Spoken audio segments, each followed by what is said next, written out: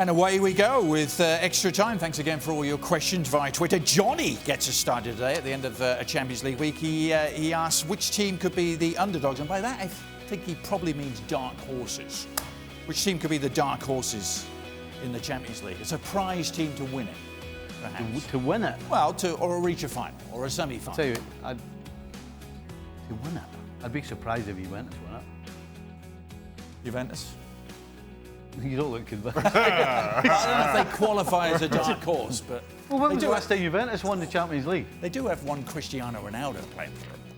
Well, they played for them last year as well, right? Has he ever been on They did play last year, right? an underdog team or a dark horse? They did play last year, right? Would you take Dortmund as an underdog? You're avoiding the question. No, but you're right. They haven't won it for a long time. 96. A team that's not expected to do anything because they lost players, but might still punch a hole is Ajax again. Ajax, yep. Because everybody thinks, oh, I've lost the best players, not going to happen, but they might have another good... Well, according to some, they might not even get out of the group. Yeah, Do they still qualify as dark horses, having made a semi-final? So now you're just convoluting it. Yes, Ajax still qualify as dark horses. All right. You didn't answer my question. Is Dortmund still qualified as dark horses? Dortmund definitely qualifies. Okay. What as? As dark horses? No. Dark horse. Well, they made a final in 2013. What? They did. What's that going to do with anything? What's that going to do with anything? Well, Stevie's argument was Juventus haven't been anywhere near it, which is correct. Well, they've been to a final, but they haven't won it. All right. Move on. I'm confused. Absolutely nowhere near it. Sort this out for us. Dark horses. Someone new in the Champions League. Someone new, because that'll just bring up Juventus, because they've been in the final twice, but of course they haven't won it. Okay. Now, I struggle with this definition of dark horse, because I'm confused by what you mean if you include Juventus and where you set the bar. So I'm just going to go make it easy, give you the team outside the Big Five, which I think is the best chance of winning it.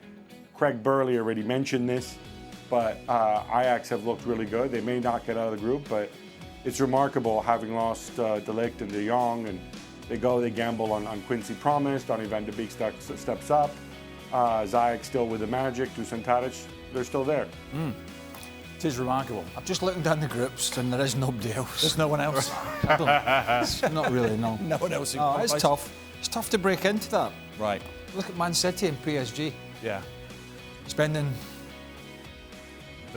billions and still finding it tough. Right.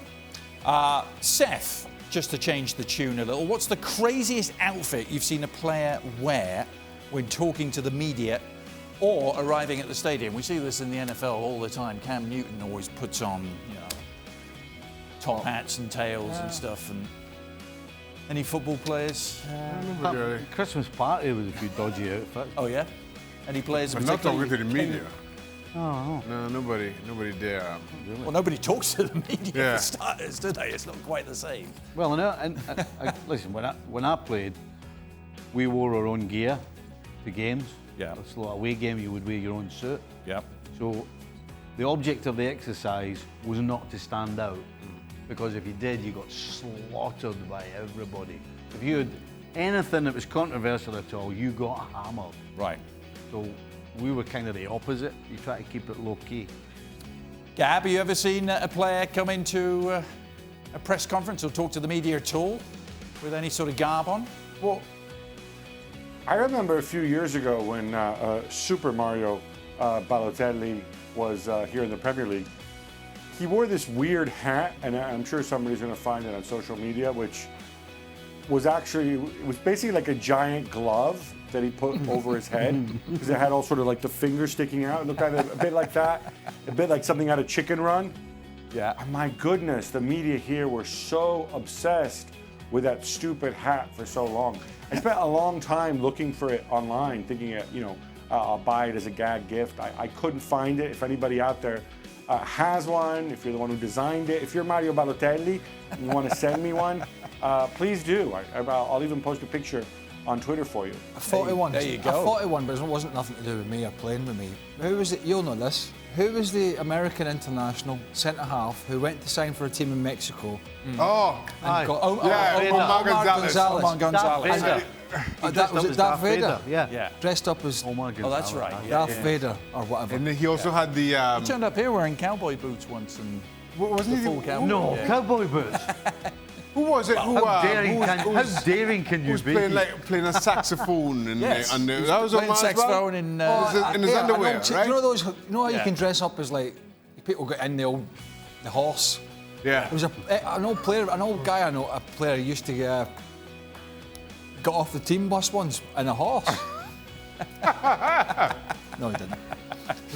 It's a good story, even if it didn't happen.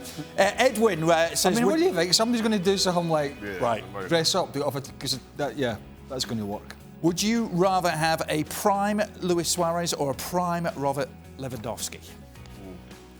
With This is weird. This with the question the other accent day on was a prime Luis Suarez or a prime somebody else. Yeah, who was it? Firmino, was it? Maybe. Anyway, You could argue. I would. Oh, that's a good question because they're both excellent players. So Yeah. I don't know. I'm going to go Luis Suarez. the reason being? I've got none. You just fancy I it a just, little. He does yeah, more. I tossed a coin. Suarez does He more. does more? Suarez does more. Yeah. Yeah. Suarez does. I mean, Lewandowski's a great player. Yeah. See, that's He's in the thing, great yeah. form at the moment, but. You could argue we're still in prime Lewandowski, Oh, aren't we are. No, he's playing great. Absolutely fantastic. But I've said it before. I was lucky enough to be commentating in England when Suarez was at his pomp at Liverpool, and when you're there watching it, watching all the stuff off the ball, it was something to behold.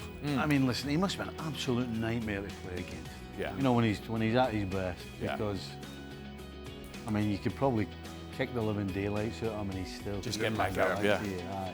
Gab, I think everyone in here leading Suarez, you too?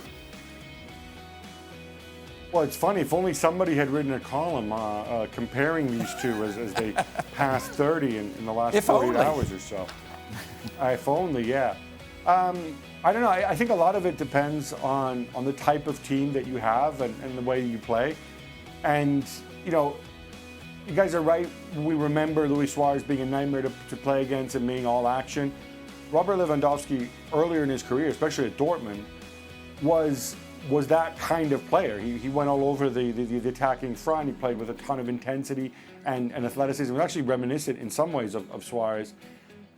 I might lean Lewandowski slightly because I think his technique is probably a little bit cleaner than Suarez, although Suarez does give you that impression of being hungrier. So I don't know. It's a tremendous question just because you can really go either way. Yeah. It is so close, isn't it? The question wasn't who's better. Right. There's no wrong answer. Right. There's no Let's wrong. be honest. It would be a nice problem to have, wouldn't it? Nick, taking us in a completely different direction. Are you guys in on HBO's Succession? What a show, he says. A collection of unlikable people who are forced to spend lots of time together at work. I figure you would Have you relate. shown us yet? Have you shown an episode of this yet? I haven't seen it. I don't know if you guys have. I'm going to have to watch it now. I've seen the ads for it. It does look good. I've heard of it, yeah. Yeah. What's it called? Succession. Look it up Unlikable now. people. I have no idea. don't Unlikable get people HBO now. crammed together. You don't have HBO? No. Gotta change So that. he's not paying for it. On my package, I don't have HBO. Well, it does if you. You can always does. pay, you can always pay the $15 a month extra. It is. To watch Succession. Now look, it's all loaded. I've got to pick and choose what I want. You to know, watch. you think. Right. You think how many shepherd's pies he gets for $15 a month? I Right. can't. HBO, Shepherd's Pie. There's only one winner. Yeah. Well, on that subject, Jose says, is Stevie having tacos for National Taco Day? It is National Not a Taco chance. National Taco Not Day today. a chance. No. A nice Baja fresh fish taco coming your way tonight? No? No. I'm having mince with something. I don't know. I haven't decided yet. Not tackle. But he knows mince. Could you put the mince mince in is ta- locked in a in. tackle? Yes. I mean, The some of mince is the locked some in. of the Could fillings put in. mince in a tackle. Yeah, Yeah, well, you can, close yeah. to it. It's ground up beef. It's as good as mince, really. Yeah, go on. It's pretty close to it. Go on, All you have to Steve. do is Have put mince in a taco. put a Yeah. shell around I've it. had a long think about this, and no. Shaka said the mince is locked. Right. It's Yeah, locked the in. mince is in. Yeah. You have a mince. Put in mince and then Yeah. I'm not sure what I'm surrounding it with. Could be turnip, broccoli, cauli, peas, beans, Yeah. all that exotic stuff. Or all of the above. Do you know that people wonder how you know the wheels of business just continue to turn, and this is one of the This reasons. is how. Just make something a national day. Steve, just these are the kind of big business things that he has to worry about every Right, day. you've got to support Is our whether he's farmers. having the turn up with We've the got, mince. we've got to support our farmers. I can Keep our tell you, farmers going. I can tell you, know, the we trouble always with know it- when he's had turn up on the flatulence level. Ooh, is that right, Shaq? It's fairly consistent, I'll say. Yeah. Well, your diet is helping out in that regard I'm as in well. a but- position to speak Yeah, tell us right about now. that diet again. So there's He's on the beans, stupid diet. Yeah, it's a no stupid, turnip, yeah. no They're National Taco Day in London, Gab? Or not? No. Wow. I do not believe. Obviously, they celebrate holidays on different days over in the United Kingdom because this is a place that likes to be different. And you'll note that, for example, Mother's Day in the U.S. is pretty standard. It's Mother's Day, and if you look this up on Wikipedia, in like 50 different countries, they all decide to have Mother's Day at the same time. In the U.K., of course, they have to be different, so they have a different Mother's Day at a different time of year. But what's curious is that it's not even proper Mother's Day. It's something called Mothering Sunday, technically, and it's got nothing to do with mothers. It's just one of the many wonderful quirks of living in your country, Adrian. Yeah. What's it got to do then?